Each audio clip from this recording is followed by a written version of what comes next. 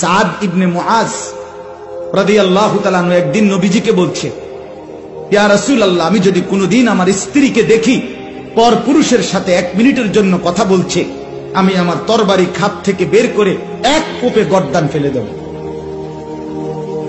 সাহাবীরা, হাদিসে আছে, সাহাবীরা চিৎকার করে উঠছে আল্লাহু আকবার কইয়া খুশিতে। আরে কইল কি রে?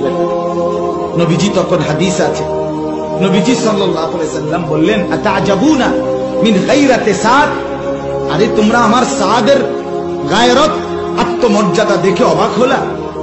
অবাক হলা? তখন নবীজি বলছে, ওয়াল্লাহি আনা আগিয়ারু মিনহু, আমি মুহাম্মদ আমার সাদের চাইতে আরো বেশি গায়রতওয়ালা, আত্মসম্মানওয়ালা।